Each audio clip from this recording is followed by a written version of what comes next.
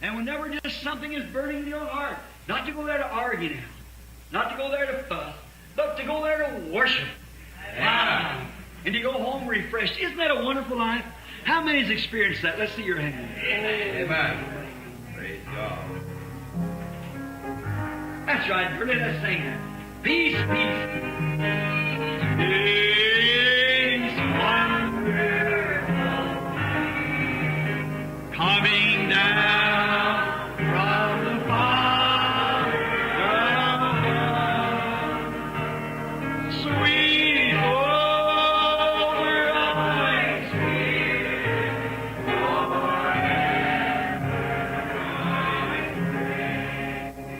In the fabulous billows of. I want you to do something now. Everyone who's sitting right next to you, shake hands with them. Say, God bless you, brother, sister. I want to meet you in heaven. Amen.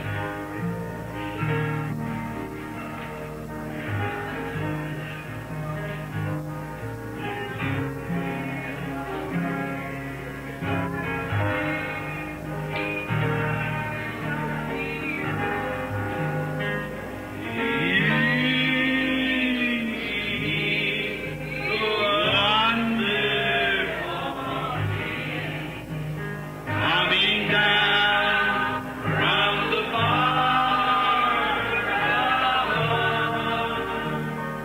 Sweet over my spirit forever.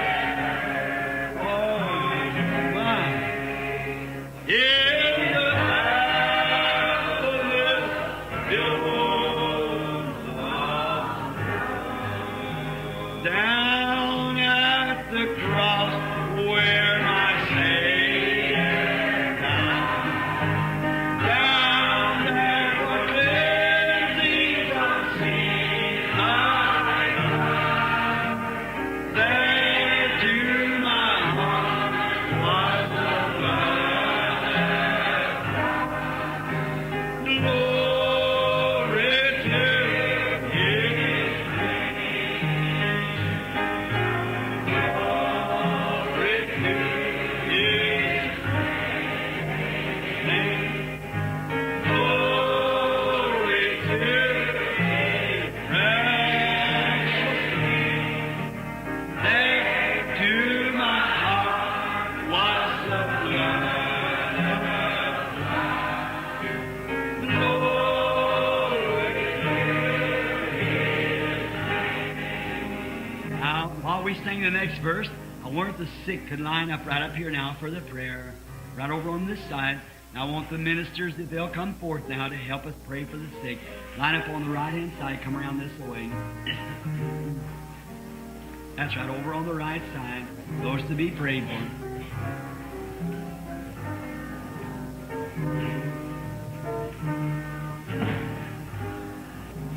I am so wondrously saved from sin. Jesus, so sweetly alive with Thee. There at the cross where He held me. Glory to His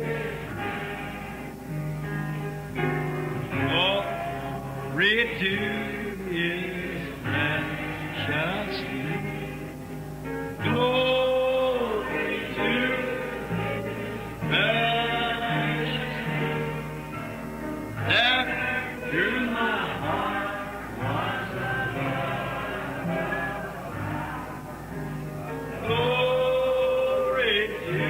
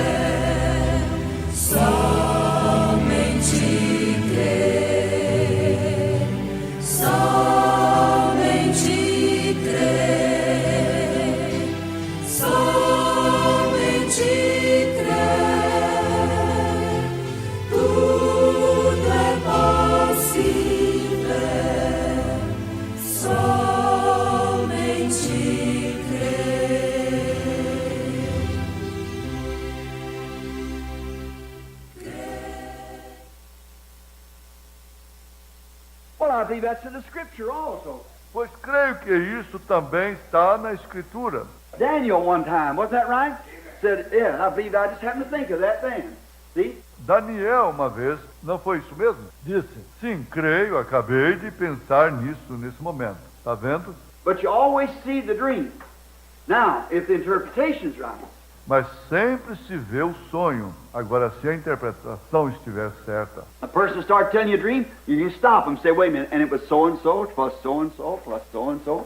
uma pessoa começa a contar um sonho, você simplesmente para, diz, espera um minuto. E foi fulano, foi cicrano, mas beltrano.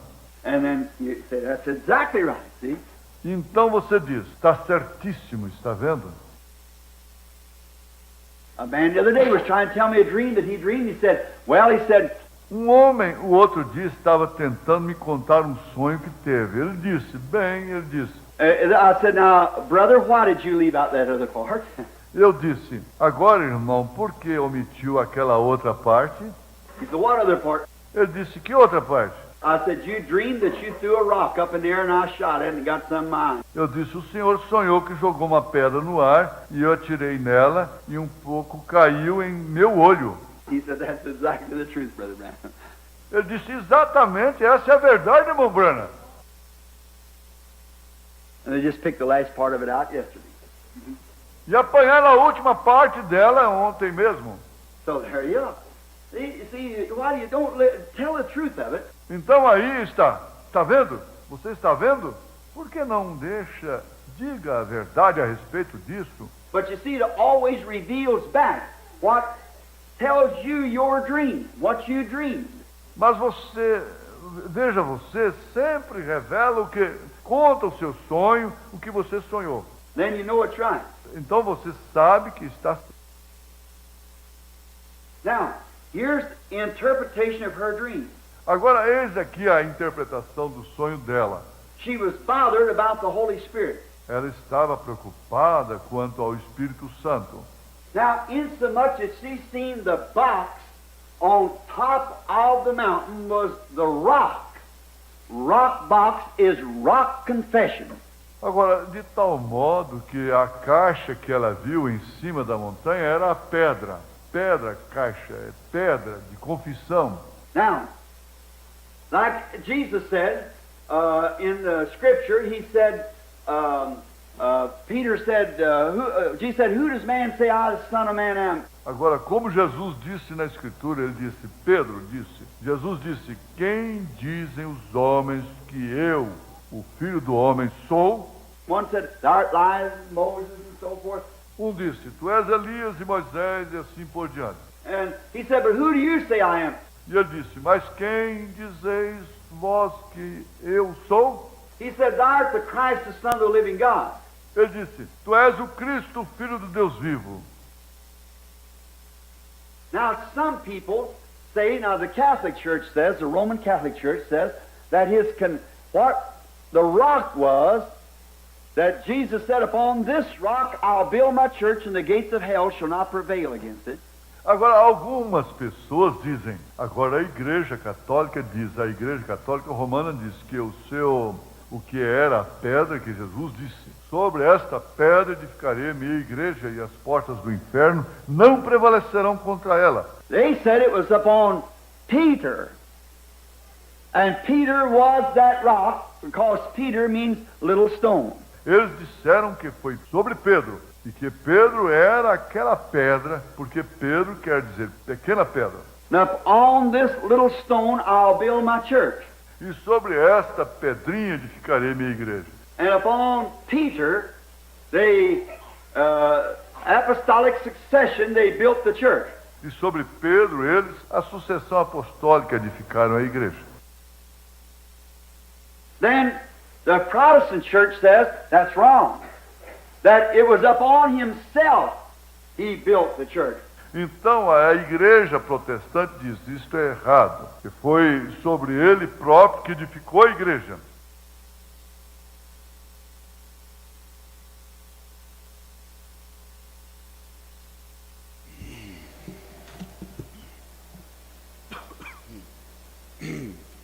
Bom dia, irmãos.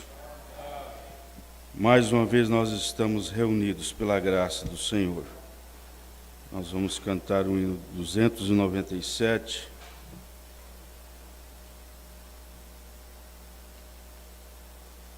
Que segurança sou de Jesus.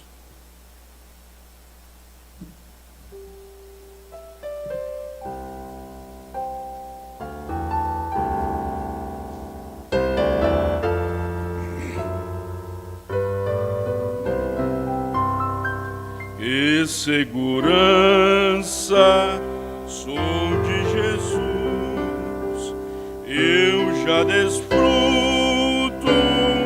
gozo da luz, sou por Jesus herdeiro de Deus, Ele me leva à glória dos céus. Canta minha alma, canta ao Senhor, rende-lhe sempre ardente louvor. Canta minha alma, canta ao Senhor.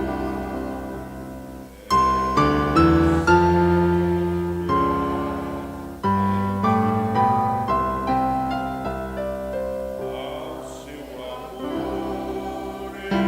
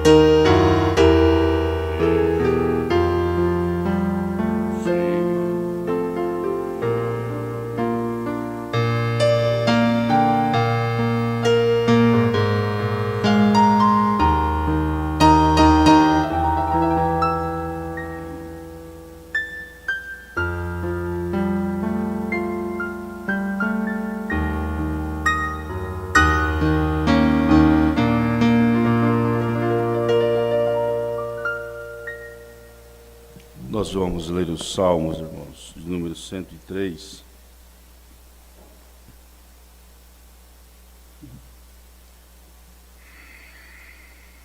Bendiz, ó minha alma, ao Senhor, e tudo que há em mim bendiga o seu santo nome.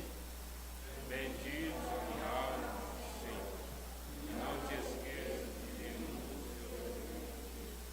É Ele que perdoa todas as tuas iniquidades e sara todas as tuas enfermidades.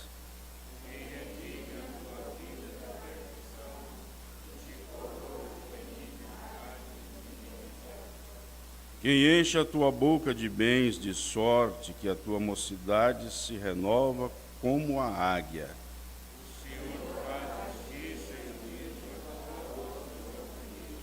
Faz notórios os seus caminhos a Moisés e os seus feitos aos filhos de Israel.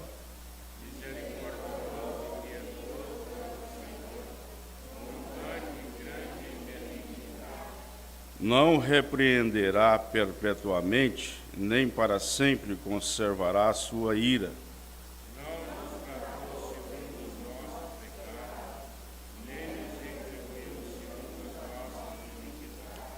Pois quanto o céu está elevado acima da terra, assim é grande a sua misericórdia para com os que o temem.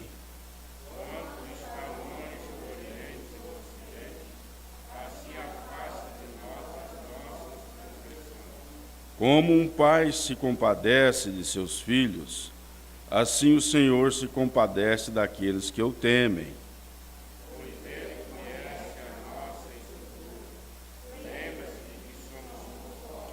Porque o homem são seus dias como a erva, como a flor do campo, assim floresce.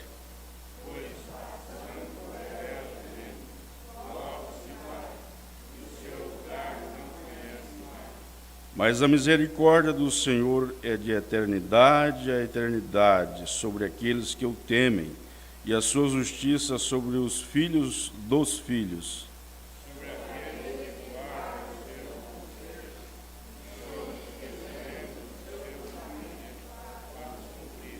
O Senhor tem estabelecido o seu trono nos céus, e o seu reino domina sobre tudo.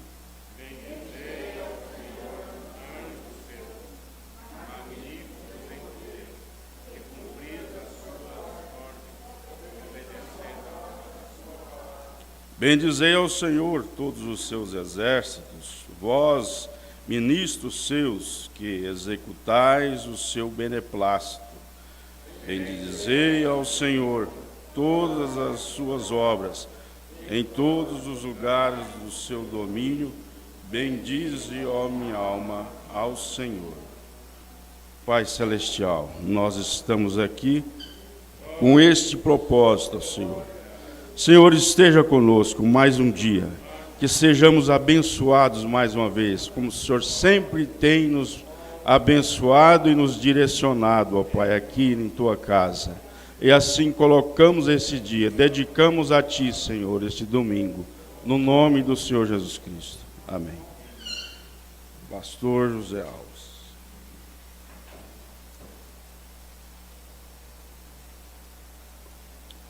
Bom dia, meus irmãos. Que o Senhor nos acrescente aqui as bênçãos que Ele reservou para nós nesse dia. Nós estamos aqui para continuarmos a mensagem às 10 virgens. Para mim é uma dos estudos mais incorporado na hora em que nós estamos vivendo. A igreja precisa de ter esta inteligência. Nós chamamos de sabedoria, mas parece que a sabedoria é algo um pouco diferente de inteligência. Eu diria assim, a inteligência, ela é uma força que está guardada para a hora necessária. E a sabedoria ela é uma força que está operando em todos os momentos. Então nós precisamos de ter essa energia acumulada em nós como uma bateria de carro que está ali no seu lugar e quando há necessidade ela é usada. Então a inteligência também é a mesma coisa. Quando há necessidade, ela é usada. Nós precisamos de estar bem atentos para estas coisas. Você vê as coisas naturais,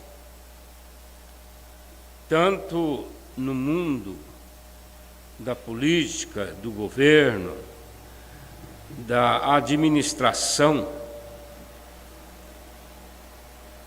como também na natureza, em relação à terra, à chuva, os animais. Você vê isso tudo um paralelo.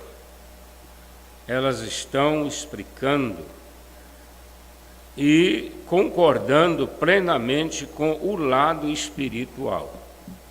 O lado espiritual, ele tem duas fases, que é o mundo religioso e a igreja noiva, ou que seja, as 10 virgens. Porque 10 virgens são 5 prudentes, 5 loucas. Mas estas coisas estão muito em evidência. Nós não precisamos de estarmos preocupados, porque não é uma mensagem, ou um ensinamento, ou um entendimento que depende muito da nossa capacidade intelectual, mas é uma coisa simples revelada aos pequeninos.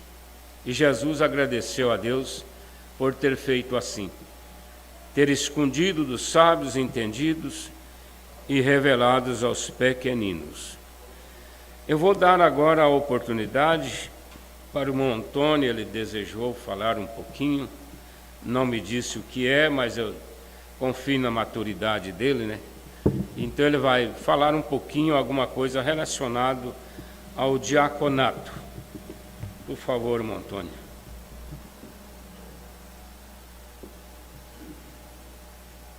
Boa noite. Boa noite, bom dia, né? Bom dia com Jesus. Já estou com pressa que chega a noite, né? A coisa está tão boa, né? Em primeiro lugar, eu quero dizer que eu sou muito feliz por fazer parte deste povo maravilhoso, né? E eu estive pensando esses dias, né? Assim, a nossa igreja é tão boa. Por exemplo, vamos supor, o pastor centralizado, que prega a mensagem de uma maneira que igual a qualquer um que prega a mensagem de centro. Durante o tempo que eu estive aqui, que eu cheguei para aqui até hoje, eu tenho visto grandes maravilhas. O pastor Jonas era o nosso pastor, tanto é que hoje ele é pastor em Goiânia. Então, pensa o tanto que a coisa aqui é boa, que Iporá é privilegiado com a questão da mensagem. Técnico de som nosso aqui, Deus tem dado ao irmão Pedro, que não tem nem como fazer comentário sobre o irmão Pedro. Cantor, tocadora, a irmã Raquel veio de Goiânia também para cá, e as irmãs que já estavam aqui, que estão aqui, que chegaram para aqui, são pessoas de alta capacidade, graças a Deus por isso. Evangelista, temos o irmão Jorge, que veio de Goiânia também, tem o irmão Raine também, que é uma benção, não tem dispensa comentário também, né? Então eu sou muito feliz por isso.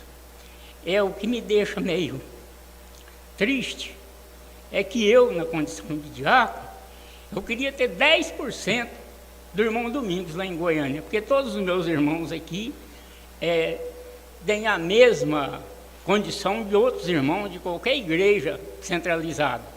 E eu fico aborrecido comigo, porque eu desejava ter 5% do que o irmão Domingos lá em Goiânia tem. Eu desejava ter 5% do que o irmão Joaquim Rodrigues tem lá em Goiânia. Eu luto por isso, mas eu sou tão frágil, tão fraco, necessitado de orações dos irmãos, que orem por mim. Quanto à igreja, às vezes eu não sou administrador da igreja, mas eu tenho que cuidar da parte da administração também, porque rebenta um cano aqui, eu não vou ligar para o pastor, rebenta uma torneira, eu tenho que arrumar, o ventilador estraga, eu tenho que arrumar. Inclusive eu fui 4 pedaços de dia para o homem vir aqui com 10 minutos arrumar 2 ventiladores. Então é uma coisa, né, que a gente ocupa muito tempo. Você vai pagar uma energia, a água, você tem que enfrentar a fila, outra hora você chega lá, no sistema está fora do ar, tem que voltar outro dia. Então isso causa também uma grande deficiência no meu trabalho. Então por isso que eu quero que os irmãos orem por mim, me ajudem, né? Porque se não é possível que estraga um ventilador, quebrar uma torneira, que arrebenta um cano lá, vai vazar água, eu vou ligar para o pastor, não, porque aí eu fico parecendo aquele menino também que o pastor Joaquim conta a história dele, né? O pai dele foi na cidade, comprou balinha para ele chupou a balinha e procurou se podia jogar o papelzinho fora. Então, aí também não pode, né? E às vezes eu sei que tem muitas coisas aqui na igreja que a gente tem que tomar providência, tem que arrumar, mas eu dependo também do aval do pastor, eu tenho que falar com ele, que o dinheiro sai dele, ele tem que ajudar com o dinheiro dele, arrumar, manter a igreja, manter as coisas da igreja, né? Então o que eu peço aos irmãos, assim, tenham paciência comigo, nas minhas fraquezas, nas minhas dificuldades, e ore por mim, lembre de mim em oração, me ajuda em oração. É uma coisa que não tiver no jeito, pode chegar em mim e falar, eu tenho humildade de aceitar, mas assim, eu peço também a compreensão, porque as coisas assim, a gente é muito, além de eu não ter capacidade, a idade também vai chegando, né, e a gente vacila muito, né, mas eu peço a compreensão dos irmãos em tudo que tiver que fazer na igreja. Eu quero fazer da maneira que eu posso, da maneira que eu alcanço, mas eu só tenho boa vontade, mas capacidade só com as orações dos irmãos. Deus abençoe a todos. Muito obrigado. Obrigado, pastor. Vamos aplaudir a Deus pelo irmão Antônio. Graças a Deus. Eu agradeço a Deus por ele, porque é um homem pobre, né? Precisa trabalhar para inteirar o salário, que o salário mínimo hoje está muito pequenininho, né? Não é fácil cuidar de uma família com um salário mínimo. Quase que o salário mínimo hoje, em relação ao poder de compra, só é para uma pessoa. Imagina para quem tem mais, né? Então ele tem que trabalhar, ele trabalha nessas chácaras por aí, limpa quintal, limpa lote, para inteirar. E tem essa dedicação que ele próprio está comentando, né, sobre cuidar da igreja. É uma pessoa tão disponível que às vezes eu estou lá e só peço, só ligo para ele, passo um áudio para ele fazer uma coisa para mim, ele larga tudo e sai correndo para fazer. Então isso é motivo de sermos agradecidos pela vida do irmão Antônio. A Mana Versina, ela mantém em casa, ela não está vindo nos cultos, mas ela é firme, né? É uma pessoa que tem os seus problemas de saúde. Eu nunca procurei saber os motivos, né, mas eu sei que é isso. Mas ela está firme. Eu estive lá já faz uns meses e ela estava tão alegre, tão feliz como sempre. Então, às vezes, os irmãos podem perguntar por ela, mas ela está firme. Também é motivo de agradecermos pelo irmão Pedro e irmão Mateus, essa duplinha, né, que Deus nos deu. Ontem eles estiveram em Fazenda Nova com todo o carinho, gravando o culto que nós tivemos lá. E o irmão Jorge pregou para nós, esteve com sua família lá. Foi uma honra para nós. E nós ficamos muito agradecidos por isto. Não merecemos, não somos dignos de vocês, né? Por estarem na nossa equipe. É a equipe Fé para Vencer. Quem nunca às vezes fez nada, mas está aí disponível, é como eu falei da bateria, né? A hora que precisar é só dar a partida que pega, né, irmão Deus? Irmão Deus mesmo é uma bateria da igreja. Sempre que a gente precisa do irmão Deus, ele está pronto. Então a gente fica muito agradecido a Deus por cada um de vocês. É uma bênção. Se a gente for começar a falar sobre essas coisas, cometemos injustiça por esquecermos de alguns irmãos. Então, a verdade é que a gente fica, às vezes, até cansado, mente cansada. É uma hora muito exaustiva. E eu vou pregar nesta noite sobre Monte Carmelo e o pé de zimbro. Monte Carmelo são as horas de muitas alegrias. E o pé de zimbro é o lugar da tristeza. Mas a verdade é essa, nós estamos vivendo uma hora muito especial em relação à mensagem no Brasil e no mundo. Vocês não pensam que o que está passando no Brasil está só no Brasil, não. Vocês veem que a política que está acontecendo no Brasil, ela está sofrendo uma rechaça da parte da esquerda, dos comunistas, que achavam que já eram dono do Brasil, né? E agora, por mais que mostre que eles estavam destruindo o Brasil, eles não admitem, não aceitam, e essa briga aí entre os políticos estão acusando coisas do passado, do tempo da Revolução, em relação aos Estados Unidos nesses dias. Mas tudo isso é para achar uma chance, né? Uma oportunidade para derrubar o governo. Oxalá que voltássemos para o Castelo Branco e para Garrasta Azul e esses homens, porque naquele tempo o exército era mais unido, tinha homens de mais definições. Oxalá que voltássemos para eles.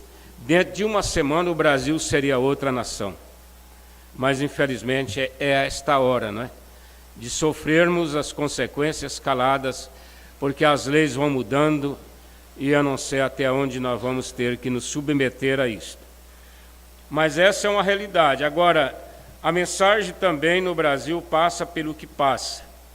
Não é diferente lá fora, irmãos. O mundo todo está passando por esta hora, principalmente da frieza espiritual. Você não consegue aquecer o povo mais. A frieza, ela está deixando as pessoas até indiferentes. Por isso que existem muitas indiferenças, por causa do esfriamento. A pessoa, quando ele fica frio na fé, às vezes ele não perde o Espírito Santo, mas ele fica muito carnal, ele fica muito cheio de razão. E é o que nós estamos vendo acontecer ultimamente. Não é fácil de você manter o povo alegre, feliz, otimista, dentro da palavra. Por mais que nós possamos nos dedicar à oração, aos louvores, mas existe sempre uma reclamação, né? Sempre uma reclamação. As pessoas vão ficando mal agradecidas. Mal agradecidas. Um erro que um irmão comete apaga todas as boas coisas que ele faz há anos. Isso acontece com indivíduos e também com ministros, né? Ministros. Às vezes um erro que um pastor comete apaga tudo que ele fez na mensagem, sendo que nós o ajudamos. Nós o ajudamos, na verdade, porque ninguém faz nada sozinho. Mas, mesmo ajudando, dependeu de liderança, de direção, de inspiração, de noites e noites de oração, de choro, para criarem certas coisas. Eu não tomaria meu tempo para falar sobre a minha experiência desta obra no Brasil, porque eu acho que todo mundo já sabe de tudo, né? Às vezes nós vamos fazer comentários de coisas que não precisam. Mas pastores já têm me falado, por que o senhor não escreve? Por que o senhor não faz livros? Por que o senhor não grava vídeos sobre o seu ministério aqui no Brasil? Porque a maioria não sabem. Não, acho que não tem necessidade.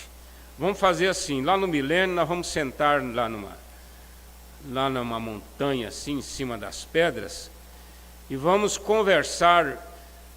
E o profeta disse que nós vamos terminar o nosso assunto, e já passou mais de 1000 dias que estamos ali assentados. Então, quem sabe nós vamos ter a oportunidade de reunir todo mundo, né? E falar, agora eu quero mostrar para vocês o que Deus nos deu no ministério, nesta obra no Brasil. Começando de 1973. 73. Eu me casei no dia 17 de março de 73. E no dia 17 de abril de 1973, eu fui embora para o Tocantins. Irmão Valdemar Neves, que estava em conexão conosco aqui, ele era nosso hospedeiro lá no Tocantins, na fazenda Escorrega, lá tinha o Corgo Escorrega. Batizamos as primeiras pessoas da mensagem no Tocantins. Começamos a obra em Araguaína. O único recurso que eu tinha era, parece que 5 bezerros, não era meu, era da mulher. Mas o pai dela mesmo é que me falou, dispôs, porque ele é que começou o trabalho lá, pastor Bonifácio. E logo ele me passou toda a responsabilidade, eu estava indo de mudança para Araguaína. Comprei o lote, comprei o tijolo, comprei mais alguma coisa, com esse único dinheiro que nós tínhamos. E eu ia construir para nós termos a igreja local ali. Mas como não houve condição por causa da saúde e da mulher, nós tivemos que retornar, desistir, e eu passei todo aquele trabalho para o pastor Juraci Cardoso, que estava entrando também no Tocantins, em Uruaçu, naquela época. Ele estava entrando em Uruaçu. Agora, Uruaçu, Araguaína, dá quase 800 quilômetros. Mas ele foi um homem que não deveria ser esquecido, pastor Juraci Cardoso. Foi um dos pastores que mais trabalhou nessa mensagem. Ele viajava dia e noite, batizando gente, dando ceia. Deixou só em Minasul, ele deixou 400 membros na igreja. Em Minasul. Aí tinha Trombas, tinha Araguaína, ele entrou um pouquinho no Pará, nessa região sul do Pará. Deixou lá pastor Benedito Filomeno, pastor José, que faleceu agora mês passado. Deixou toda essa equipe, né, que estão lá hoje no sul do Pará. Pastor Juraci Cardoso. Hoje ele não tem praticamente igreja, me parece que ele tem só uns 6 irmãos na igreja dele. Enfrenta até dificuldades para alimentar-se. Mas foi um dos homens que mais trabalhou nesta mensagem no início. Por isso que eu digo, não foi só um, foi vários, né? Que ajudaram, que trabalharam, que viajaram dia e noite, que enfrentaram onças, que enfrentaram lamas, carro encravado. Naquele tempo não tinha rodovia, não tinha asfalto, era tudo na lama e chovia muito. Não tinha quase nem dízimos, o povo não tinha dinheiro, era uma pobreza muito grande. Eu estava comentando sobre o pastor Joaquim Gonçalves. Em 77 eu mudei para Goiânia, 78, e ele não tinha quase nada. Tudo que entrava ele mandava pagava rádio. Era a Rádio Gazeta, a Rádio Universo, a Anhanguera, Brasil Central, e ele pagava esses programas de rádio que era muito caro na época, muito caro mesmo. e ele não tinha nenhum carro bom para andar. Eu fiz viagem levando ele para o mato em carro meu, porque eu cheguei em Goiânia, fui corretor de imóvel, tenho meu CRES registrado até hoje, e eu trabalhei. Dentro de poucos dias eu comprei o meu terreno, comecei a minha casa e comprei um bom carro, Belina 1. Lembra dela, irmão Deus? Belina 1, era seminova, e eu levei o pastor Joaquim para caçar. Foi quem levou o pastor Joaquim para as primeiras viagens de caça. Levei ele para a Fazenda Nova várias vezes. Estivemos na fazenda do irmão Joaquim Neves. Nós chegamos lá com o pastor João Martins, John Martins, lá dos Estados Unidos, e o irmão Laine. E éramos tão pobres que ele não tinha rede. Ele conseguiu 2 redes simples. Chegou lá, ele armou essas 2 redes para o irmão Laine e John Martins, lá num ranchinho escolar. Deixou eles lá, aí a família lá do irmão Joaquim Neves é que providenciou uma cama para ele. E nós ficamos ali uns 3 dias. Éramos muito, quer dizer, muito não, né? Era pobre, o pastor Joaquim era pobre. Ele ajudava demais a obra, ajudava muito irmãos. O irmão Vando mesmo, que era daqui, eu levei para Altamira. Desde a saída daqui, toda a despesa de viagem dele, de alimentação com a família, chegou em Altamira, pagamos aluguel para ele, damos comida para ele por vários meses. Comprei uma terra boa, uma terra, 20 alqueires de terra roxa, terra boa mesmo, que hoje tem asfalto, tem energia, tem tudo. Comprei, mas quem pagou foi o pastor Joaquim. O pastor Joaquim comprou a terra e deu para ele. Tudo isso ele fazia. Se eu for falar dessas coisas, vocês vão ver que foi um trabalho de muitos anos, de muita dedicação. Não faltava dinheiro para a obra. Tudo que entrava em Goiânia ia para os campos, inclusive a África. Então a gente fica agradecido a Deus, porque esta obra no Brasil, que hoje é o que é, Estados Unidos não teve, irmãos, um nível de trabalho desta mensagem como nós tivemos no Brasil. Nem os Estados Unidos, hein? Com o irmão Brana lá, com todo mundo lá, depois, principalmente depois da partida do irmão Brana. Não teve, foi o trabalho mais bem trabalhado, organizado, foi o de Goiânia durante estes 50 anos. 50 anos de trabalho. Agora, hoje, muitas pessoas estão aí usando. Era previsto tudo isso que está acontecendo, nós sabíamos disto, comentávamos isto. Essa danura, como dizia minha mãe, essa danura pelas igrejas, por membros, por formar uma outra igreja, isso aí era previsto. Nós sabíamos que quando o pastor Joaquim partisse, sempre comentávamos que Goiânia teria 10 igrejas. Não tem 10, mas está caminhando para lá, né? Isso já era previsto há mais de 20 anos.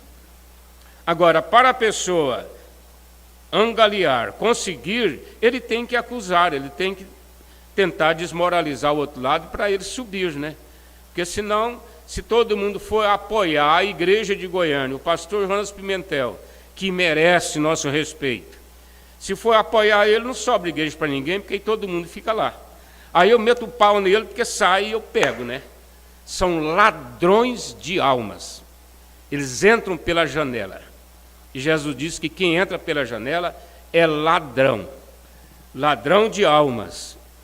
Estão roubando almas. Agora, isso não vai ficar esquecido perante Deus. Eu nunca tive pretensão, irmãos, nunca. Eu fui para Uberlândia, nós tínhamos um grande trabalho em Uberlândia, muito grande. Estava batizando gente quase todo fim de semana.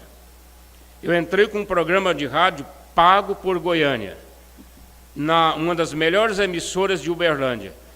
Dentro de poucos 2 meses, tinha cartas chegando constantemente.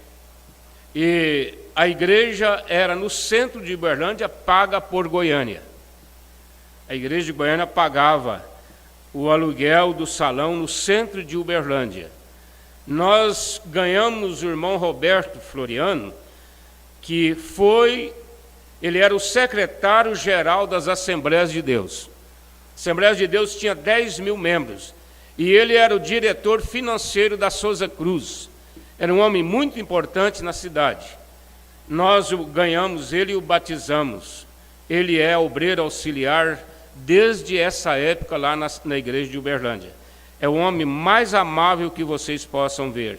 Muito inteligente, capaz, mas muito amável e sabe respeitar o seu pastor, como ele fez com o pastor Edmar e continua com o pastor Isaías. Foi o último irmão que nós ganhamos e batizamos lá. Vocês viram aqui a irmã Priscila, nós a dedicamos na época, não é? E agora ela, com gratidão, veio aqui ser batizada. Depois de estar há 5 anos na França, ela voltou ao Brasil e veio ser batizada em gratidão. Humberto, que está nos ouvindo nesta hora, também grato. Por isso nos deu o privilégio de ser batizado aqui recentemente. Então esse trabalho, irmão, não pode ser esquecido. Foram 8 anos no Maranhão. Vocês não imaginam o que era Maranhão naquele tempo. Não tinha estrada, era uma pobreza grande. Eu viajava 600 quilômetros para visitar um irmão. E esse irmão, ele era um engraxate. O ranchinho dele não tinha, ele só tinha a caminha dele dormir, e ele criava uma filha dele de 8 anos, a menina. Andava com ele para a cidade, ele com a caixinha de engraxate nas costas, e ele me entregava o dízimo, não dava para tomar um café da manhã. Mas eu ia lá, de que jeito eu não sei. Eu confesso para vocês, eu não sei como que eu fiz aquele trabalho durante 7, 8 anos no Pará. Porque eu não tinha ajuda de Goiânia, praticamente. Eu não tinha dinheiro próprio. Era uma pessoa muito pobre. E os irmãos do Pará não entregavam dízimos, porque era tudo começando a vida naqueles assentamentozinhos que o governo deu para eles, e eles não tinham sido ensinados também. E eu não fiz questão assim de ficar cobrando, porque eu via a dificuldade deles, até para comer. Irmãos que a gente ia para a casa deles e comia arroz branco, quando tinha um feijão era novidade, durante alguns anos. E eu não sei como, porque eu chegava em Goiânia, teve uma vez que eu fui numa frutaria de um amigo lá, já conhecido, para comprar verdura, mas não tinha dinheiro. Eu comprei bem pouquinho, um tomate, uma cenoura e tal, e depois deixava essa família lá. E ia embora de novo, era só o dinheirinho da passagem. E eu não sei como, mas lá ficou uma grande obra. Acabaram com ela na maioria, mas é assim mesmo. Uns plantam e outros destroem, aliás. E outros, uns plantam e outros regam, né? Mas igreja de 100 membros não tem mais nenhum membro. Espalharam.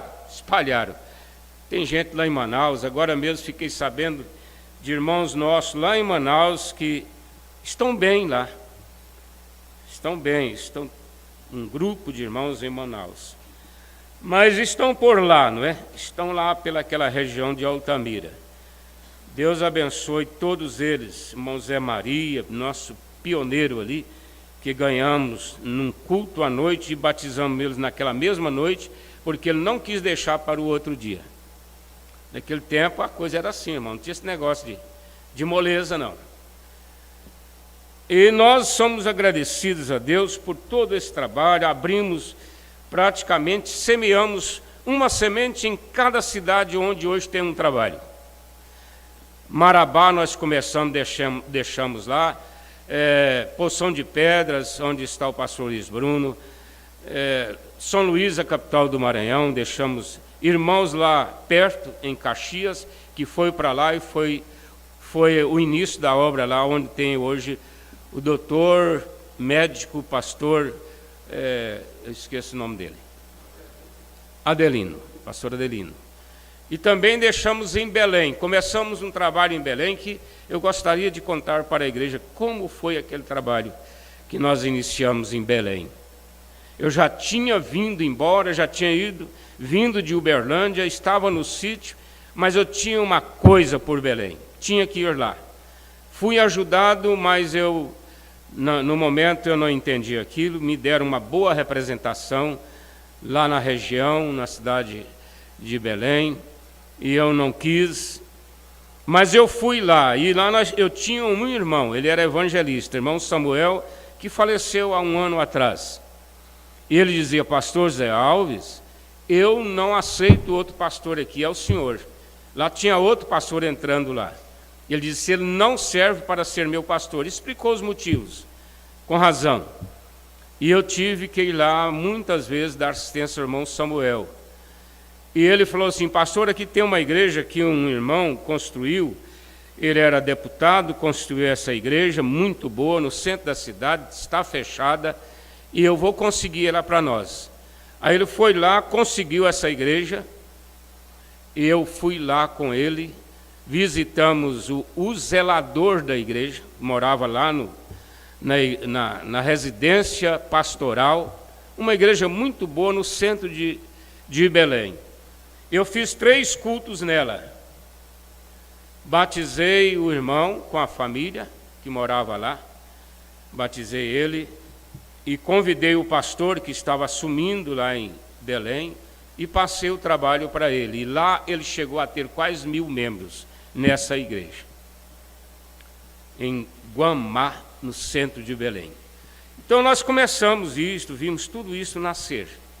Vamos deixar porque, como eu disse, ficaríamos aqui uma semana contando tudo o que já vimos acontecer nesse trabalho, nesta obra. Deus me deu o privilégio de conduzir o pastor Joaquim Gonçalves, ser o técnico de som dele 1 ano e meio, gravando os programas da Série A, ser auxiliar de escritório dele, ver passar pelo escritório de Goiânia, muitas coisas que vão ser levadas para a sepultura, porque é coisa de escritório, mas eu vi muitas coisas. Quase tudo que aconteceu no plenário da Igreja da Mensagem no Brasil, eu participei. Mesmo quando parei, eu continuava indo ao plenário, às reuniões. Então eu vi cada pastor chegar para esta mensagem, eu vi cada um ser consagrado, eu vi cada um ser enviado, vi tudo, Inclusive fui consagrado junto com o pastor Jonas Pimentel, em Jussara, pelo missionário Rússio Martins, antes do pastor Joaquim tomar a posição apostólica da mensagem no Brasil. Nós tínhamos o missionário Rússio Martins. Começamos juntos em 1972. Então nós somos agradecidos por vermos tantas coisas ter acontecido, Viu fraqueza, viu erros, é claro que vi. Claro que vi, mas elas não mudaram a minha cabeça. E quantos também viram em mim e me consideram até hoje? Então a gente é assim mesmo, Cristão é assim mesmo. Nós temos que ser gratos a Deus, porque o maior foi o que foi feito do que o pouco de erro que teve. Muito maior. Eu falei um dia, se temos hinos na mensagem no Brasil, hoje praticamente nasceu tudo em Goiânia. E o pastor Joaquim Gonçalves tinha essa liderança, essa ousadia. Por exemplo, nós tivemos aqui, nasceu aqui conosco, em Santa Fé, Ju e João. Para mim, foi a melhor dupla do Brasil até hoje da mensagem. Ju e João. Mas o pastor Joaquim passou a mão e falou assim, eles são meus. E eu tive que admitir, porque é ali que eles iam crescer. Foram até o fim. Acabou Joaquim Gonçalves, acabou Ju e João. Acabou Ju e João, acabou Joaquim Gonçalves. Olha, quando foi que começou Gabriel e a sua irmã? Acabou Joaquim Gonçalves, acabou eles. Ontem mesmo um irmão disse assim, pastor, eu não quero ouvir esses irmãos rebeldes que saíram da igreja e estão fora Eu não dou conta. Eu falei, irmão, eu não consigo ouvir também. Eu te dou razão. Ele falou, posso queimar os DVD deles? Eu falei, não, guarda isso lá dentro de uma caixinha, né? Vai guardando lá. Depois, se Deus te dar direção, você queima. Eu não ouço mais. Não ouço mais Gabriel, não ouço mais. Definitivamente, essa mulher aí de Anápolis que está por aí, né? Largou o marido, namorando com um homem por aí, e vindo aqui em Goiânia, na companhia de galinha tonta. Então você já sabe quem é. Eu não ouço mais um tipo de gente daquele. Definitivamente. Gravando coisas para acusar, e sendo que é tudo mentira, né? Então as pessoas dessas você não deve ouvir, te faz mal. Te faz mal. Agora, nasceram lá. Quase todo mundo nasceram lá. O Raine, por exemplo, cantou muitas vezes lá, convidado, mas sempre ele foi uma pessoa muito desinteressada, né? Largou para lá tudo. E todos nós, né, com muito orgulho até, temos esta... Você vai ver aquela irmã lá de São Pedro, como que chama ela? Ângela, a irmã Ângela, Benício, que é o esposo dela, que povo que canta bom, né? Canta bom, maravilhoso. Mas tudo só cresceu depois de Goiânia. Não é verdade? Ou eu estou enganado? Só cresceu depois de Goiânia. Não é porque eles não cantavam maravilhosamente lá em Dom Pedro. Pastor Iraci Pedro Antônio, que era o pastor delas, ele chegava para mim e dizia, ei, lá quando eles começam a cantar, as telhas estremecem. E que maravilha, para mim a melhor cantora da mensagem, irmã Ângela. E ela vai continuar, né? Porque ela é muito fiel, muito temente, muito amorosa com toda a sua família. A esposa do pastor Endes, né, a irmã, também está sempre ajudando ele, é uma ajudadora muito grande. Pastor Endes, se tem um homem que você deve ouvir ele com toda segurança, ele é muito central, muito dedicado aos pastores e é muito central na mensagem. Pode ouvir o pastor Endes à vontade. É um homem de Deus. E estas pessoas a gente poderia citar todas, né? Se houvesse tempo. Aqueles irmãos que foram para Pedregal, aquele casal que canta maravilhosamente bem. Também eles projetaram, depois que cantaram em Goiânia, vieram cantar em Goiânia, não é? E é assim que a coisa se quis crescer, foi assim. Eu não sei, hoje a situação de Goiânia é outra, nós não vamos entrar no mérito, mas se quis crescer, foi assim. Se quis crescer. Então a gente tem que ver isso, irmãos. Não era nada de política, era a maneira como Deus estava trabalhando no Monte Carmelo. Agora é hora do pé de zimbro da igreja da mensagem no Brasil.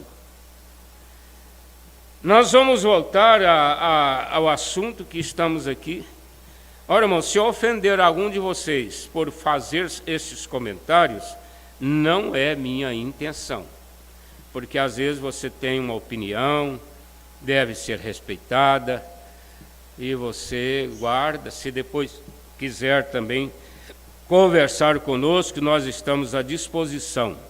Eu não vou passar mais link, viu, irmão Pedro, no Mateus, para irmãos que não congregam conosco, porque às vezes são maravilhosos irmãos, estão longe, assistem nossos trabalhos, e internet é fácil, é só entrar no YouTube, né, e acha nossas transmissões.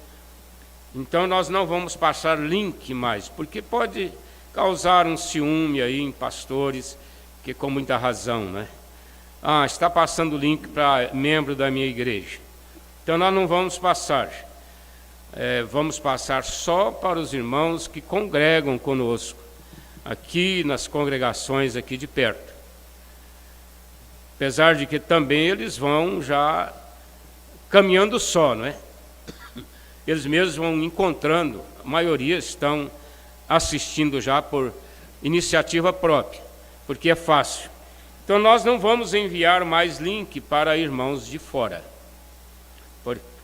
porque às vezes o pastor pode ciumar, né? Com muita razão. A escritura que eu tenho aqui, irmão, nós vamos continuar o assunto. Tem hora que eu penso assim, será que os irmãos não vão achar que estamos repetindo muito o mesmo assunto? Mas é assim mesmo. Todas as vezes que o irmão Brana tratou de um assunto por várias vezes, ele repetia. Ele pregou mensagens, teve mensagem que ele pregou mais de ano, repetindo o mesmo assunto. Como, por exemplo, Jó na cinza, ou Jó em cima da cinza. Ele repetia.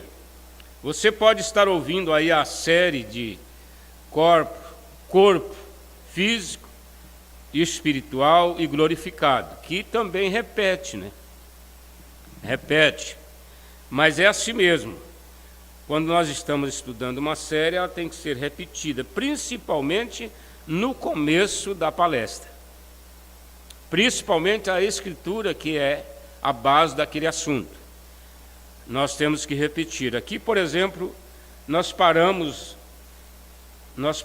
aqui onde o irmão Brana leu Apocalipse 7, porque ele estava estudando sobre os 4 anjos, sobre o anjo e sobre o tinteiro. Eu acho bom estudar isso, irmão, porque a gente acaba tendo mais entendimento. Por exemplo, se eu perguntar aqui, quem são os 4 anjos? Nem todos os irmãos sabem. Especialmente quem está entrando agora para a mensagem. Quem são os 4 anjos que estão em Ezequiel 9 e Apocalipse 7? Quem são os 4 anjos? Quem é o anjo que levantou e parou os 4 anjos? E quem é o homem do tinteiro, que também é um anjo? Então são três atuações, 3 ministérios em Ezequiel 9. Ezequiel 9 começa aqui no verso 4, né? Verso 4. E aí você vai para Apocalipse 7, que também não... assim, já é desde o primeiro verso. Só porque o irmão Brana já usa mais um pouquinho na frente. Mas é desde o primeiro verso até o 4, que é mais específico sobre o homem do tinteiro.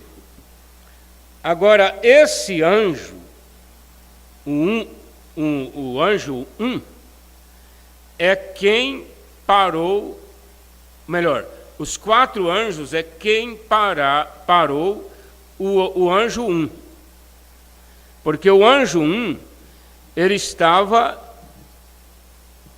soprando os ventos. E o que representa os ventos? Representa a guerra. E essa guerra, ela foi proposital. Deus agitando o ninho da águia.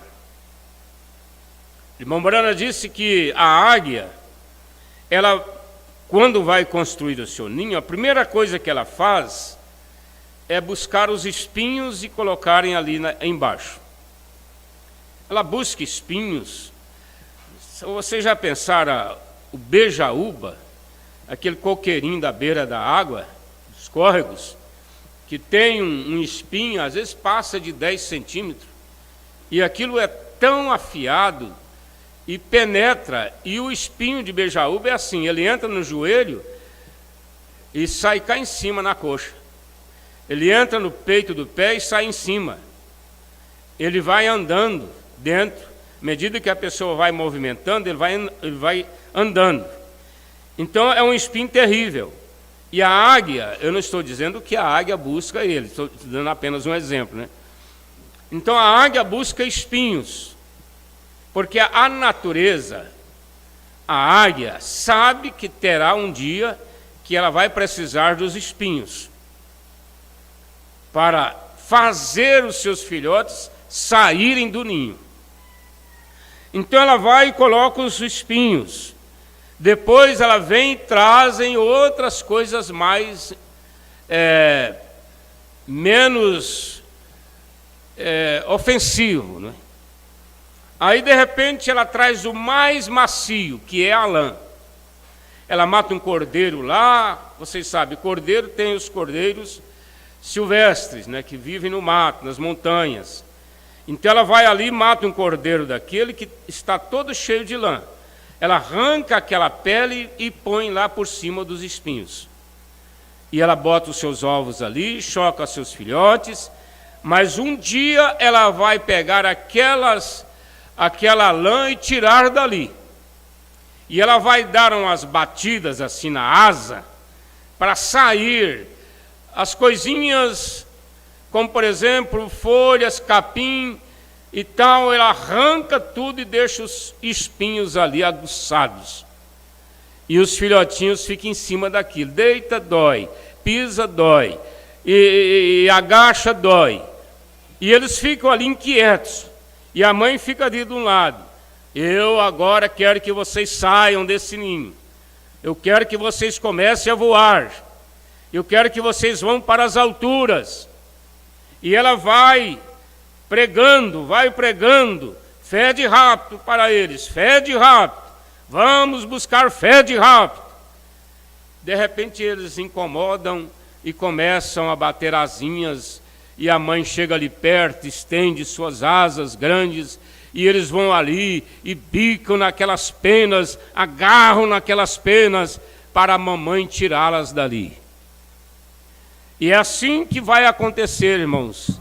Deus está tirando a lã, Deus está tirando o conforto, Deus está tirando tudo e vai nos deixar em cima de espinhos.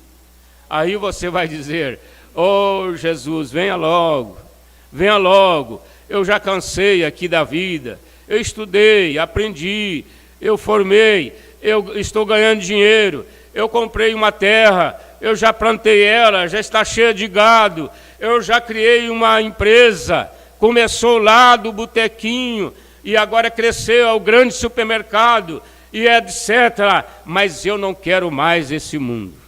Eu não quero mais fazenda, eu não quero mais diplomas, eu não quero mais emprego, eu não quero mais nada disto, eu quero agora sair desse mundo. É isso que vai acontecer muito em breve.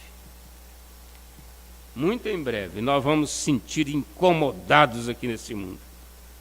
Não vai ter para onde ir não, irmãos. Apocalipse 7, verso 1. E depois dessas coisas vi 4 anjos que estavam sobre os 4 cantos da terra. Outra coisa que você vai aprender, não era os 4 juntos, não. Era um lá no canto da terra, o outro no canto da terra, o outro no canto da terra e o outro no canto da terra. Aí a ciência vem e fala assim: a terra é redonda, é igual um ovo. Que canto é esse? Irmão Mariano diz assim: a ciência prega uma coisa, depois de um tempo ela fala contrário àquilo. A ciência sempre está errando, especialmente na área física, especialmente na matéria física. Eles sempre estão errando. Houve um tempo que eles falaram que qualquer coisa que andasse a 60 km por hora ia sair da terra e sobrevoar, ia para o espaço. Era a lei da física. Tirar todos aquilo que passasse de 60 km. Agora, a Fórmula 1 atinge mais de 300 km por hora e os carros continuam no mesmo jeitinho, com os pneus grudados na pista, cantando e fazendo curva, e não flutua. Então agora eles já não pregam mais isso, já não ensinam mais isso. E a ciência é assim, Em relação à saúde, eles têm que mudar quase todo ano. Em relação à natureza, à germinação das plantas, das sementes, eles têm que mudar quase todo ano. Em relação aos peixes, os animais, eles têm que mudar quase todo ano. Então, a Bíblia está dizendo que os 4 anjos estavam nos 4 cantos da terra. Mombrana disse que agora eles já estão chegando a uma conclusão que a terra tem 4 cantos. Retendo os 4 ventos da terra, nem sobre o mar, nem contra árvore alguma. Esses ventos, porque eram 4, né? Podia fazer dano contra a natureza, contra o mar, contra árvore alguma. Parou. Nós vamos entrar nisso aqui. O Mombrana fala sobre a Segunda Guerra Mundial, como ela parou e por que ela parou. Qual foi o propósito dela ter parado? Deus permite certas coisas acontecerem e os homens tentam tomar esta honra para si. Os homens tentam tomar isso aí para eles. Vocês veem que o coronavírus está praticamente parando de uma vez. Agora, dentro da opinião médica, está aí no YouTube, se vocês quiserem, a gente pode mostrar, né? Ontem mesmo passaram o vídeo de um médico de 30 e tantos anos de medicina, provando que a vacina não foi suficiente. Provando isso. Então, eu creio assim que esse coronavírus, ele veio por uma permissão, não é propósito, hein? Permissão de Deus. Porque tem certas coisas que é permissão, e tem outras que é elaborada, é propósito. Então, dentro dessa permissão de Deus, o mundo sofreu aí essa situação. Isso levou muita gente a ficar humilde, trouxe muita gente de volta para a igreja. Houve um propósito. Agora, desde que esse propósito seja cumprido, aí as coisas mudam. Então isso pode parar, como já está quase que evidente, de uma hora para outra. Aí, como para, eles falam, é a vacina. Está bem, agradecemos aos nossos administradores que têm trabalhado com tudo, né, em favor da humanidade, não só com vacina, mas com remédios, com hospitais, e a medicina ainda é um meio que Deus usa para ajudar o ser humano. Tenha dúvida. E vi outro anjo subir da banda do sol nascente. Então, 4 e agora vai 1. E tinha o selo do Deus vivo. E clamou com grande voz aos 4 anjos a quem fora dado o poder de danificar a terra e o mar, dizendo, não danifiqueis a terra, nem o mar, nem as árvores, até que hajamos assinalado na testa os servos do nosso Deus. Agora aqui, para nós entendermos melhor, você pode seguir lendo no verso 4. E ouvi o número dos assinalados. Então, esses assinalados aqui não eram da noiva, mas eram os 144 mil. Porque se Deus tivesse deixado, irmão, olha como Deus faz a coisa. Para que Israel, os judeus, voltassem para a sua pátria, fosse a figueira brotando, que Jesus falou que a figueira iria brotar, e a geração que visse não passaria sem que acontecesse o rapto. Alguns pastores, que são mais bem informados que nós, nos falou num plenário, me parece que no último, penúltimo plenário presencial, sobre aquela geração que não passaria. Porque vocês sabem que ainda lá em Israel tem 3 homens que fizeram parte do retorno deles para Israel. Viram a figueira brotar, viram a bandeira deles tremular. Ainda tem 3 homens, já velhinhos, até falar a idade deles, 70 e quase 80 anos ou mais, mas ainda estão lá. Eu acredito que ainda tem pelo menos um lá, não é? Suponhamos, daqueles que vieram, que voltaram para Israel. Agora vamos entender que Deus teve um propósito e soltou sobre Hitler. Olha só, Hitler é uma história que todos vocês aqui deveriam conhecer. É a história de Hitler. É um homem que foi para a Alemanha, chegou lá, ele alistou no exército da Alemanha. Ele era de qual país? Da Áustria, né? Ele era austríaco. Então ele chegou lá na Alemanha e se tornou um alemão, pelos rios da lei, né? E ele chegou a pertencer ao exército e se tornou um dos piores genocidas que já houve na Terra. Sobre ele foram soltos 200 milhões de demônios. A interpretação que diz 200 mil, porque tem gente que acha que 200 milhões é muito. E nós sempre queremos dar uma ajudinha, né? 200 mil demônios foram soltos sobre Hitler. E aonde estavam esses demônios? Eles estavam presos. Deus havia prendido eles. Eles estavam do outro lado do rio Eufrates. Você já tem uma ideia do entre linhas o que significa isso, não é? Estavam do outro lado. Agora, demônio não fica... Rio não cerca demônio. Tem nada que cerca demônio. Mas é uma permissão de Deus. Deus não permitiu. Deus os colocou ali do outro lado do rio Eufrates para esse propósito, para fazer Israel voltar à sua pátria.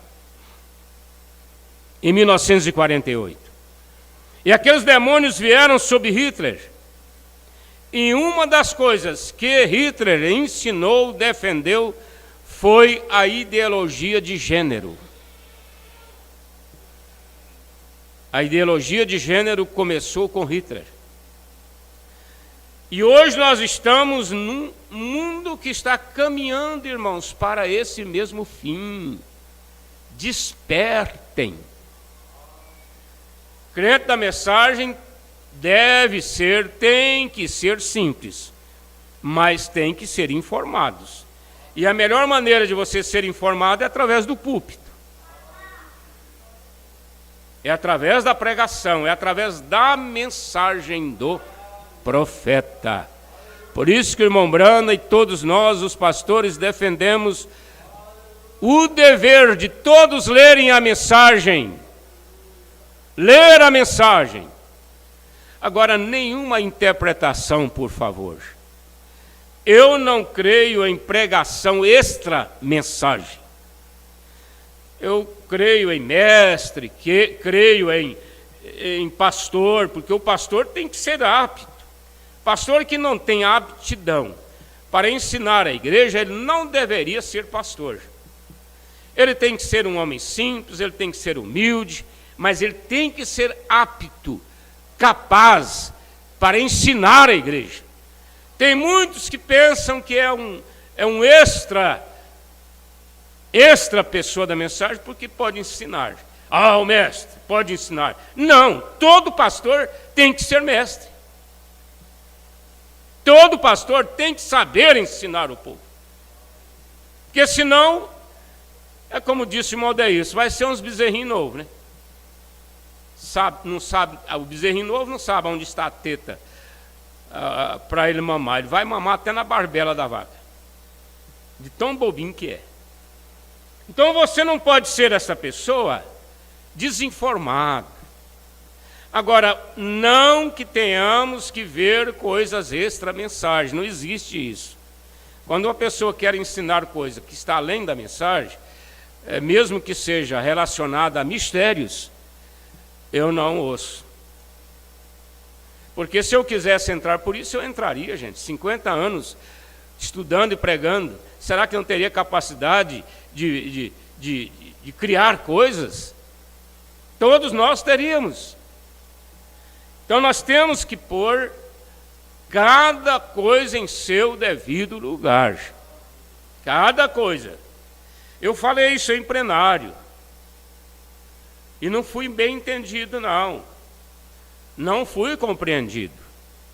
Porque na escola dominical, após a minha pequena palavra em plenário, 3 grandes pastores levantaram lá e ficaram, cada um, o tempo que quis para desfazer da minha intenção. Sendo que eu não estava ali com nenhuma pretensão. Sabe o que eu falei? Eu falei assim, olha, você não prega, não ensina a sua igreja. Casamento e divórcio, depois aquela menina vai casar de qualquer maneira, não suporta aquele marido por incompatibilidade de gênero. Gênio, né? Por incompatibilidade de natureza. E aí não aguenta, corre no pai, corre no pastor, eu não suporto mais esse homem bruto, esse homem mau, esse homem incompreensivo, e aí eu vou largar dele. Passa poucos dias depois, ela já está sendo agenciada por certas irmãs que ficam na igreja caçando casamento para as outras. Eu não sei por que nós temos isso na igreja. Mas irmãs que sabem da vida de todos os divorciados. Sabe até do divorciado que está lá na igreja de Belém, lá na igreja de Porto Alegre. Elas têm um meio para descobrir os divorciados tão longe. E aí começa a falar com a irmã, irmã, você é muito novinha para ficar sozinha. Tem um rapaz lá, em tal lugar assim, que a esposa dele não deu certo com ele, e eles se divorciaram, eu acho que vocês vão dar certo. Tem um viúvo lá, que ficou viúvo, e é assim, elas ajeitam tudo. Ele não é bonito, já é assim um pouco idoso, mas tem boa condição, ele vai te dar conforto, vai te fazer feliz, e essa coisa toda. Eu acho que você não perde em casar com ele, não. E aí começa, né? Passa o telefone, começa recadinho para lá e para cá, e a irmãzinha acaba casando-se.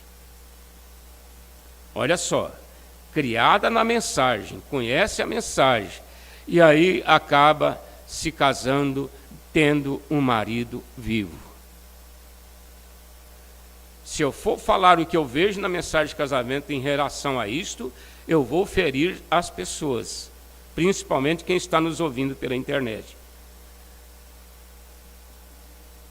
Vai ferir, porque quando o irmão Brana pregou na igreja dele, casamento e divórcio, ele olhou para a igreja, estava a maioria com a cabeça baixa, com a mão no rosto, chorando. O irmão Brana foi embora num desespero muito grande, porque ali havia irmão que tinha 12 anos, 15 anos, casado, mas ele tinha sido casado 2 vezes, 3 vezes, 4 vezes. O irmão Brana correu para a oração, pedir a Deus o que ele iria fazer com aqueles irmãos. Deus veio ao irmão Brana, a mesma coluna de fogo, porque não tem como mudar a mensagem de casamento e divórcio. O irmão Brana não mudou uma vírgula dela. Quando eles iam perguntar para o irmão Brana sobre os problemas de casamento e divórcio, ele dizia: ouça a minha mensagem. porque a mensagem foi dada direta de Deus.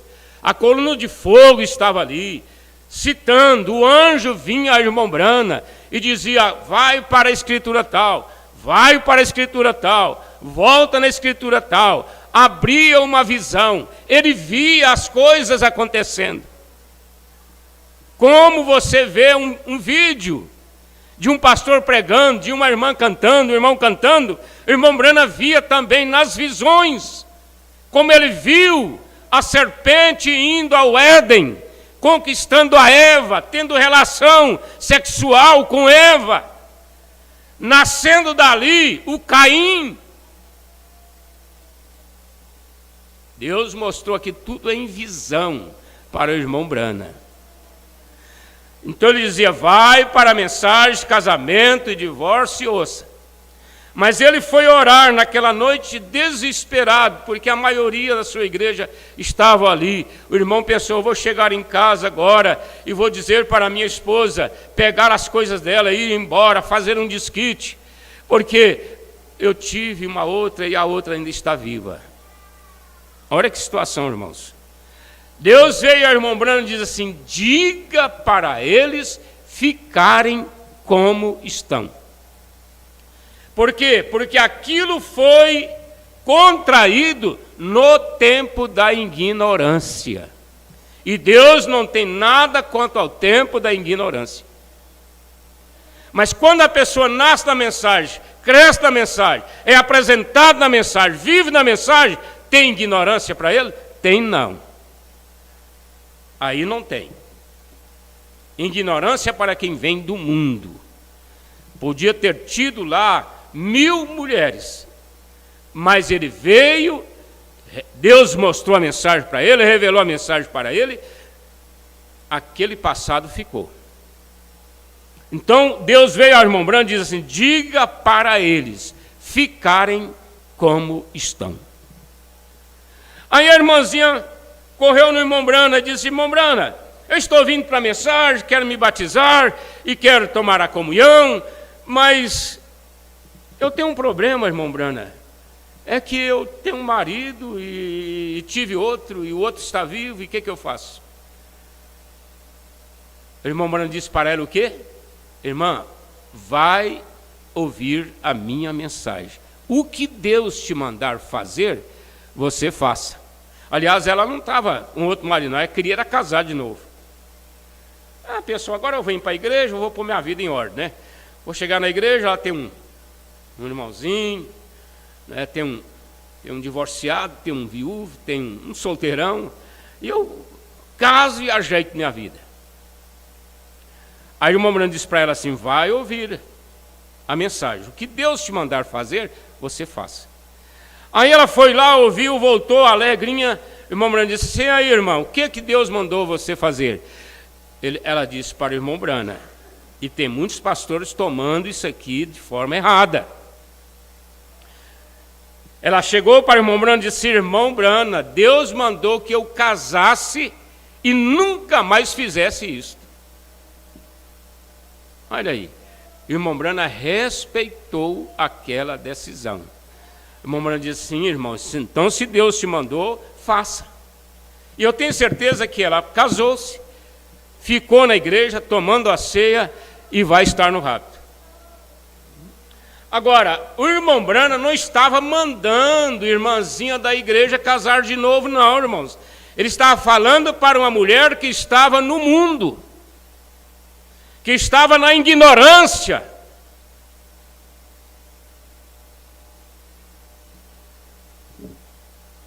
São pessoas que chegam do mundo e têm que consertar, acertar, melhor dizendo, a vida. É um outro caso.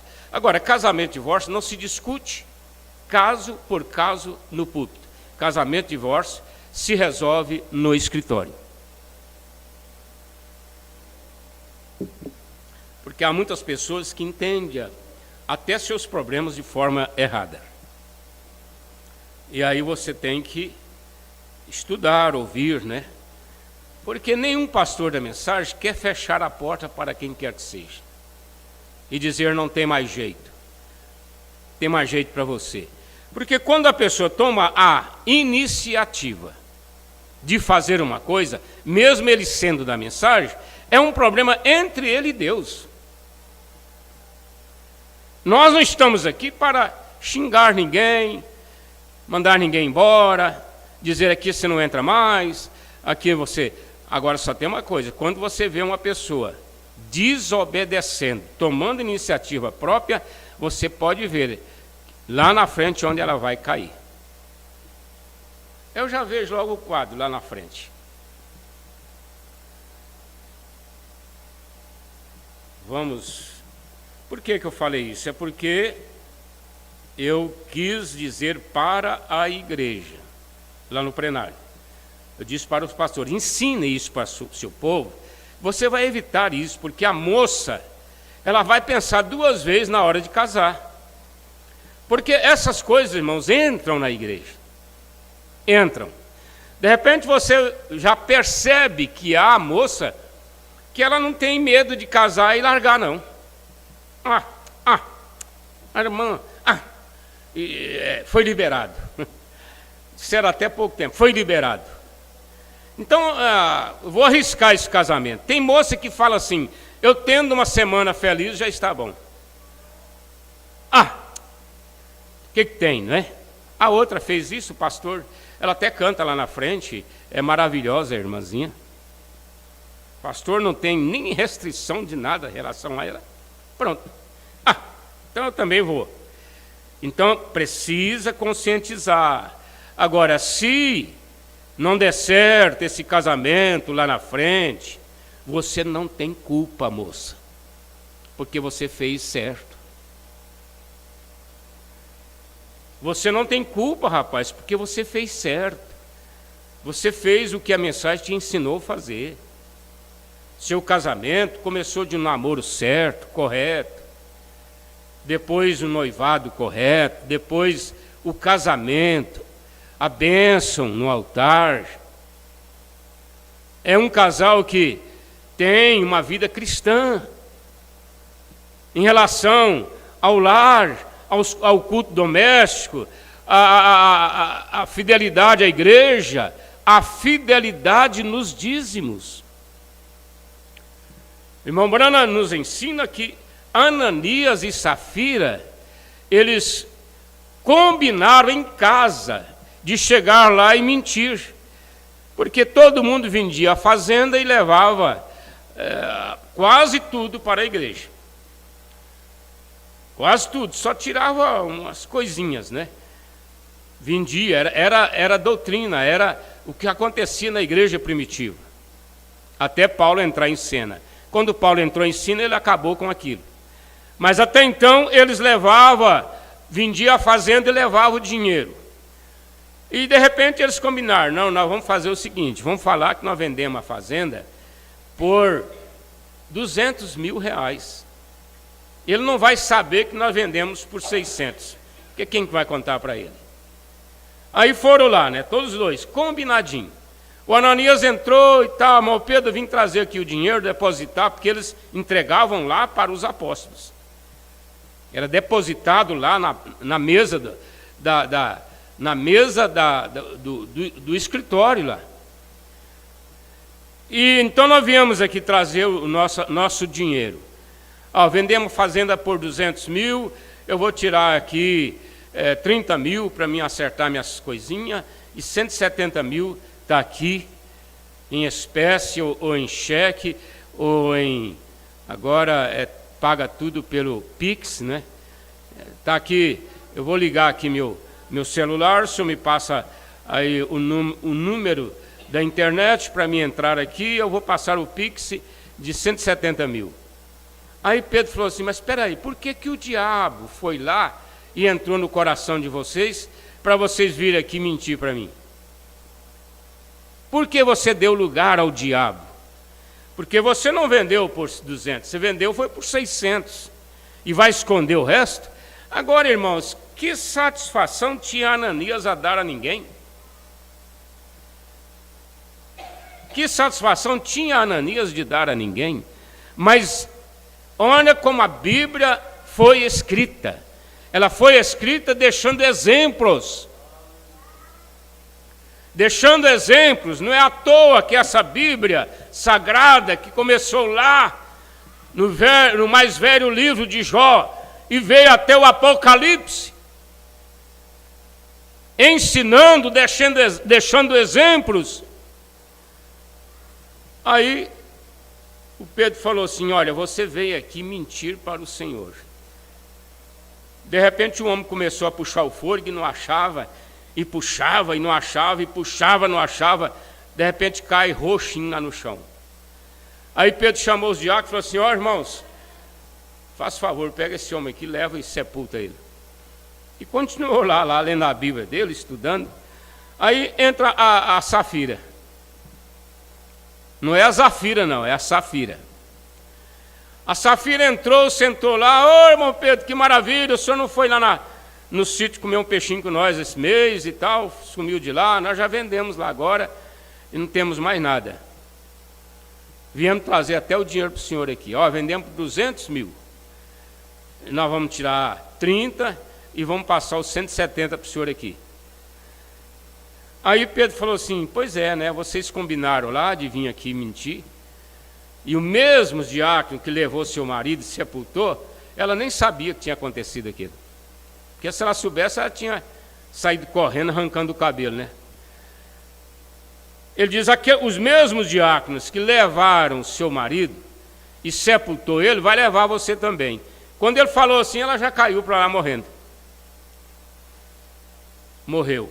Então você não pode fazer isto, combinar marido e mulher, esposo e esposa, tem em casa uma vida cristã com muita sabedoria. E a esposa tem o direito, irmãos. A esposa não é só direito, não, tem o dever. Porque ela é uma adjuntora, ela é uma companheira. O próprio casamento já chama-se meiação. O que é meiação? É metade dela e metade dele.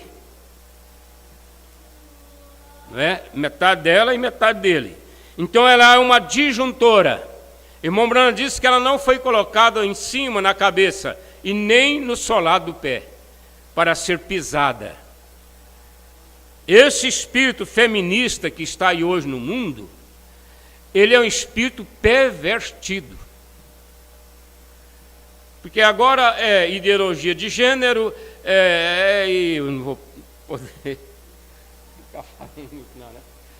Mas a coisa está, esse espírito está ungindo a terra nesta hora. Então é o espírito feminista, dando à mulher direitos que ela não precisa. Não precisa. Precisa, irmão. O irmão Julimar com a irmã Coraci, que é um exemplo de marido e mulher. Precisa da irmã Coraci ir lá no cartório, mandar bater um contrato e irmão Julimar assinar, reconhecer firme em cartório, testemunhar com 2 testemunhas, para ela pegar o carro e sair? Não, isso aí já é automático. No dia de pensar em comprar, eles já pensaram igual. Na hora de ir lá comprar, eles foram pensando igual. Então, na hora de sair, eles pensam igual. Porque é uma disjuntora. Não precisa de questionar em cartório, nem heranças.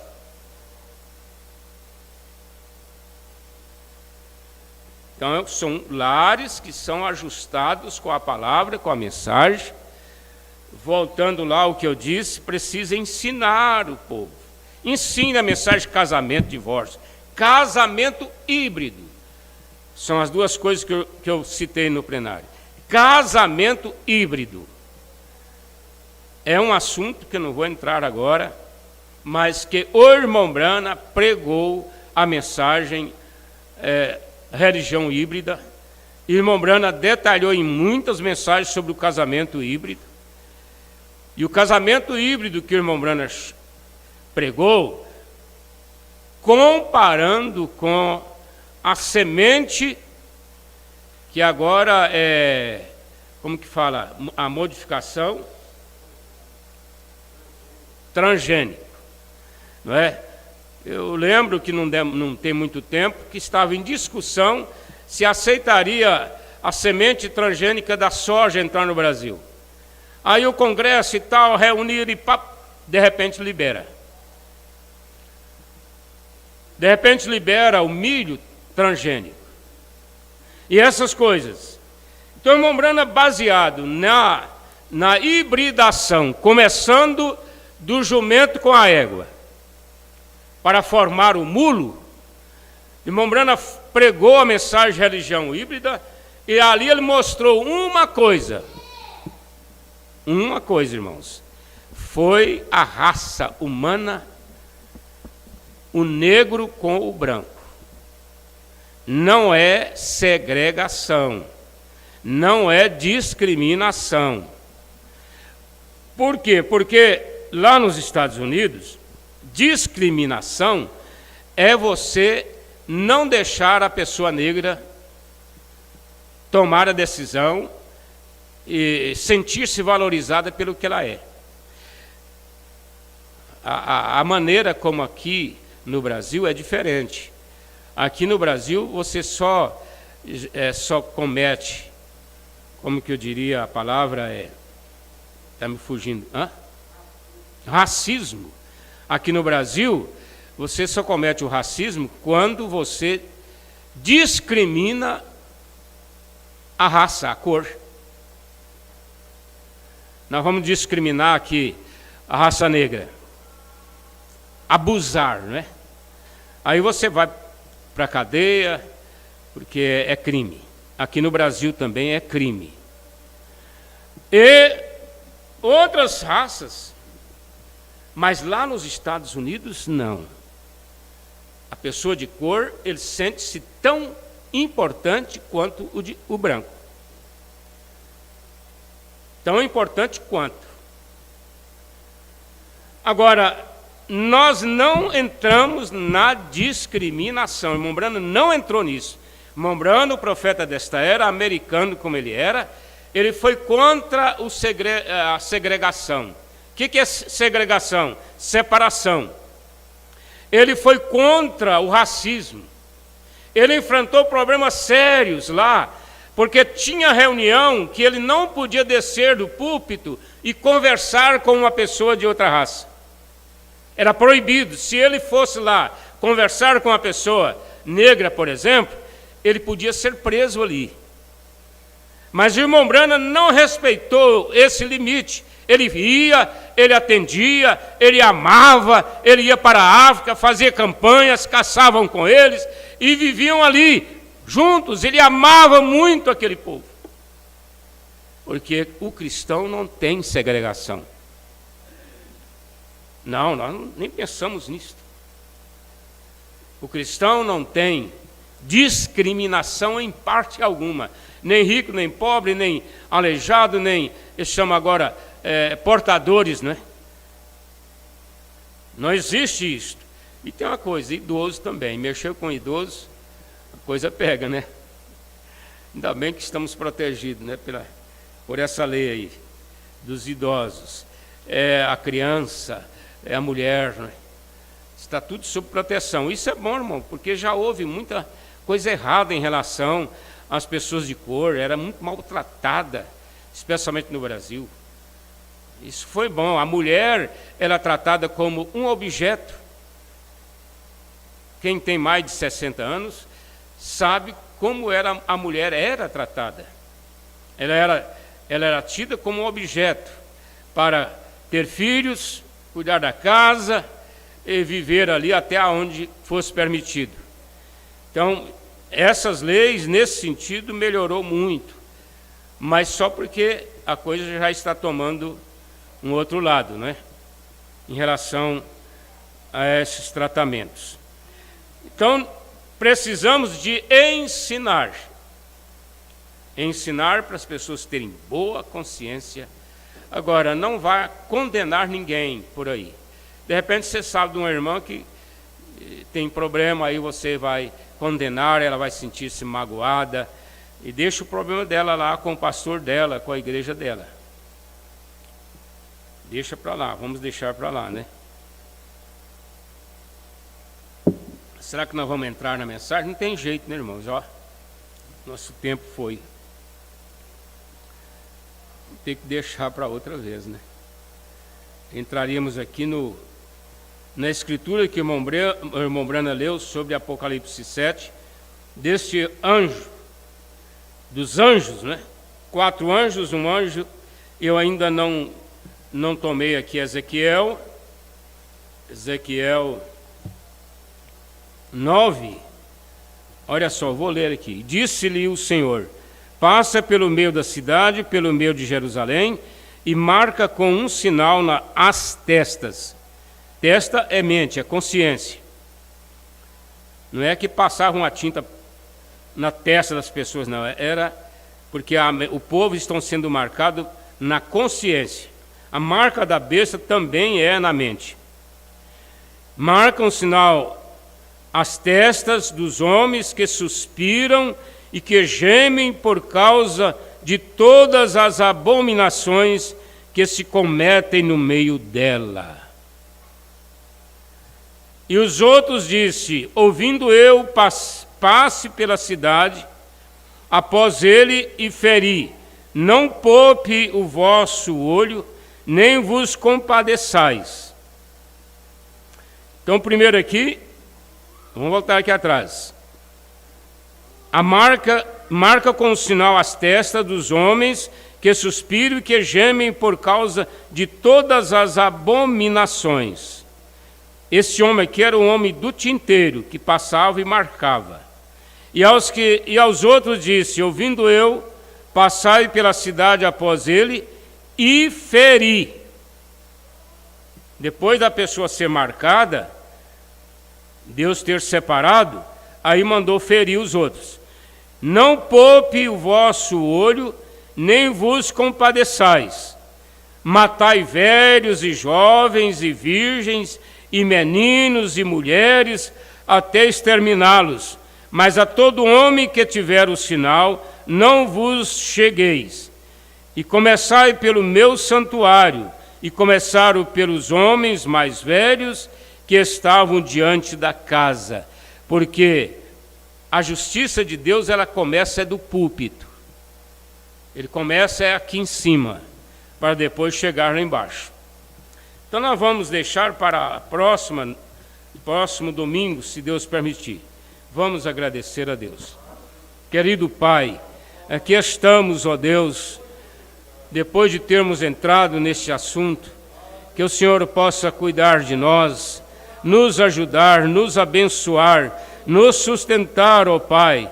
Nós rogamos a Tua presença, a Tua graça e a Tua direção, ó Deus. Em nome de Jesus Cristo, guarda a Tua igreja, guarda os Teus filhos, nos encha com a graça dos céus. Colocamos cada problema diante de Ti, ó Pai, em nome de Jesus Cristo. Amém. Deus te leve em paz, meu irmão. Até a noite, se Deus permitir, nós estaremos aqui. Aqui ainda temos a audiência. O irmão Ézio e família em Confresa, eles estão lá na fazenda Lagoa Bonita. Deus abençoe vocês aí. O irmão Delavi e família na fazenda Três Flechas. Também desejamos o mesmo, né? A bênção. O irmão Jairzinho e Luciane em Goianira. Deus abençoe vocês aí, irmão Jair. Já cansado estou. Irmão Josiel, Deus te abençoe, meu irmão. Forasteiro, né? Que Deus te acompanhe. E irmão José Antônio e família em Cachoeira de Goiás. Até a noite nós estaremos aqui a partir das 19 horas. Todos vocês que estão pela internet, sejam abençoados, não só pela palavra, mas também a bênção física da cura, da libertação, em nome de Jesus. Amém. Até a noite.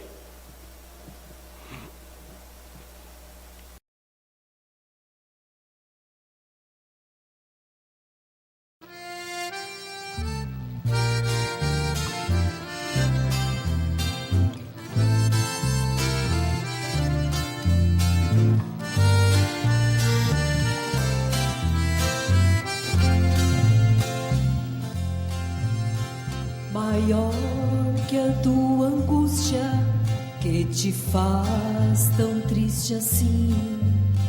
Maior que o teu calvário foi o sofrimento de Jesus. Maior que o teu lamento, maior que a tua dor, maior que tudo isso é o poder do Senhor. Esse Deus é maior que os teus problemas. Ele ouve e te diz: filho, não temas. Já está chegando a tua bênção. Compensa esperar no Senhor, vale a pena.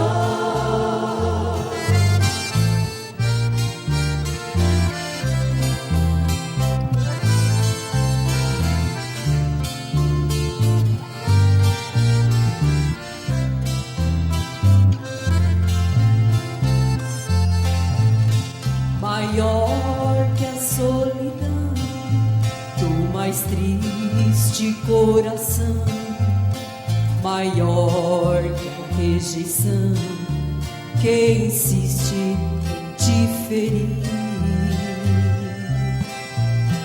maior que a cicatriz que te faz tão infeliz, maior que a tua dor. Existe um Deus de amor. Esse Deus é maior que os teus problemas. Ele ouve e te diz: filho, não temas. Já está chegando a tua bênção. Compensa esperar no Senhor, vale a pena. Esse Deus é maior que os teus problemas. Ele ouve e te diz: filho, não temas. Já está chegando a tua bênção.